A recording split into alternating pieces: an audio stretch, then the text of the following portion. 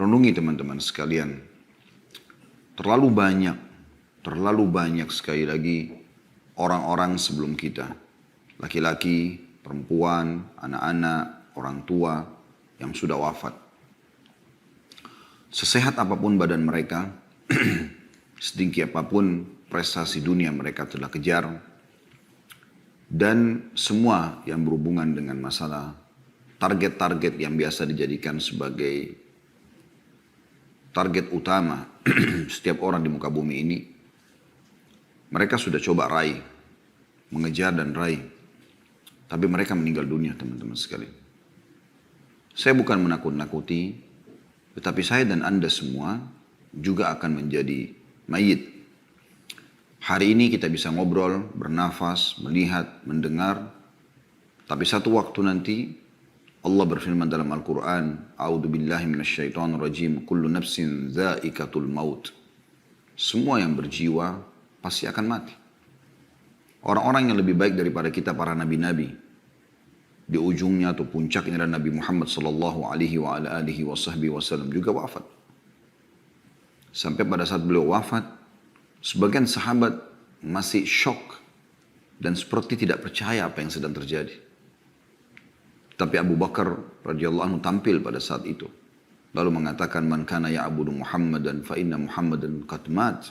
Wa man kana ya'budu Allah fa inna Allah hayyun la yamut. Siapa yang menyembah Muhammad, Muhammad telah mati. Dan siapa yang menyembah Allah, Allah hidup dan tidak akan pernah mati. Kalau manusia terbaik, pemimpin anak Adam, Nabi Muhammad SAW pun wafat, maka saya sama Anda lebih pantas untuk melalui itu. Allah berfirman tentang nabinya, innaka mayyitun wa innahum mayyitun. Kau pasti akan menjadi mayyit, hai Muhammad, akan mati. Dan mereka semua juga pasti akan mati. Kita akan mati teman-teman sekalian. Dan pada saat kita meninggal dunia, kita akan diminta pertanggungjawaban terhadap waktu, rezeki yang sudah Allah berikan selama di dunia. Kemana kita habiskan umur kita? Waktu-waktu kita.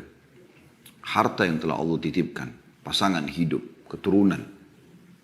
Orang mukmin sangat cerdas.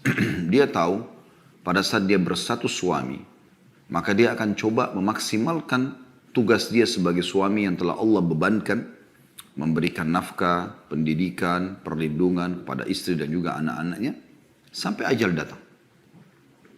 Yang dia jadikan target adalah ridha Tuhannya Allah Subhanahu wa taala yang akan membalas terhadap apa yang dia lakukan. Pada saat seorang menjadi istri, maka dia mukminah.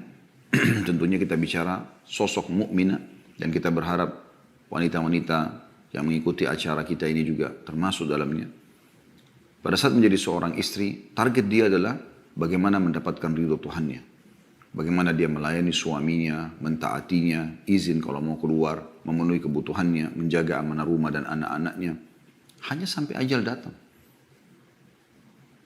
Dan ajal pasti datang. Orang tua juga pada anak begitu.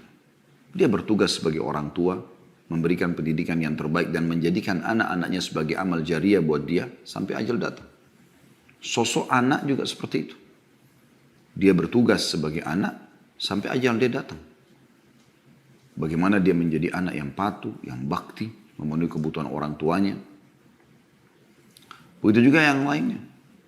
Pimpinan perusahaan, pimpinan negara, masyarakat terhadap pemimpinnya, sahabat terhadap sahabatnya, tetangga terhadap tetangganya. Semua itu teman-teman, semasa ajal belum datang.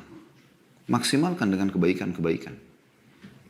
Karena Allah mengekalkan dalam Al-Quran dan tidak akan pernah salah. وَمَنْ يَعْمَلْ مِثْقَالَ ذَرَّةٍ خَيْرًا يَرَهُ.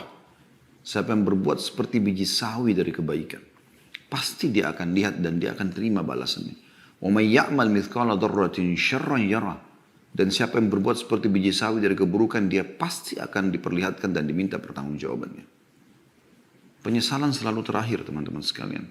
Dan jangan Anda tiba di penghujung itu baru ada menyesal. Para ulama mengatakan bahwasanya fenomena yang sedang terjadi, misal orang bisa merasakan suka dukanya kehidupan, terutama dukanya misalnya sakit, gangguan orang, ya. Apa saja yang mungkin Anda pernah alami selama hidup Anda. Anda lagi jalan ke Seleo, Anda flu, Anda demam, ada orang utang tidak bayar, ada gangguan orang yang menggunjing, yang memfitnah. Semua orang kena. Semua itu peringatan dari Allah Subhanahu wa taala bahwasanya di dunia ini hanya sebagai peringatan. Di akhirat akan ada siksaan yang abadi, yang sangat menyakitkan. Penyesalan pada saat itu tidak berguna lagi. Saya sarankan teman-teman mengikuti ceramah kami dan sampai sekarang juga masih berjalan di hari Senin sore membahas 30 sekian pasal masalah neraka. Dan kita sudah sampai ke pasal 20 sekian. Kalau Anda mau live, kalau Anda tidak mau live, sudah ada siaran ulang insya Allah. Anda bisa dilihat di playlist YouTube tentang bedah buku Rasulullah SAW cerita tentang surga dan neraka. Bercerita tentang surga dan neraka. Masing-masing 30 pasal sekian. Renungi teman-teman sekalian, itu bukan sebuah dongeng, tapi kepastian. Kita semua akan menuju kepada Tuhan kita. Pertanyaan sederhana, sampai kapan kita terus dalam pelanggaran-pelanggaran? Sampai kita meninggal seperti orang-orang terdahulu sebelum kita. Kemudian hanya ya, kita sendiri akan melalui akibatnya mendapatkan. Teman-teman yang selama ini mengajak Anda bermaksiat kepada Allah SWT, paling jauh hanya bisa sampai di atas liang lahat Anda. Dia tidak akan turun untuk tinggal bersama Anda, menemani Anda sambil mengatakan, dulu kan saya mengajak kamu mabuk, saya mengajak kamu berzina, saya mengajak kamu riba, saya mengajak kamu mencuri. Lalu kemudian saya sekarang siap menemani kamu. Gak ada. Paling lama mereka 15-20 menit, setengah jam mereka akan tinggalkan dan beraktivitas seperti biasa. Anda akan tinggal sendiri di kuburan tersebut. Sering teman-teman sekalian lewatin kuburan. Selain ucapkan salam sunnah Nabi SAW, Assalamualaikum dara qaumin mu'minin, keselamatan bagi kalian wahai penghuni negeri orang-orang beriman.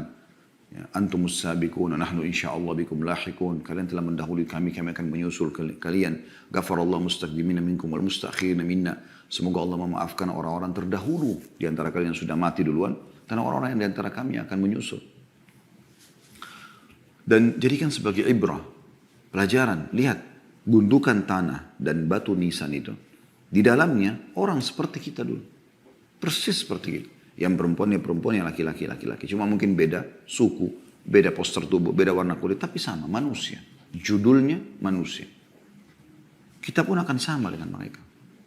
Jangan nanti teman-teman tiba-tiba Anda jatuh, terpeleset, Anda meninggal, Anda lihat malaikat maut, Anda tiba-tiba sudah tinggal ruhnya menyaksikan bagaimana jasadnya dimandikan, bagaimana dipikul, bagaimana masuk ke kuburan, lalu Anda pindah ke alam barzah, dan sampai kepada pembangkitan di mahsyar, sampai akhirnya neraka depan mata, baru Anda mau menyesal semua.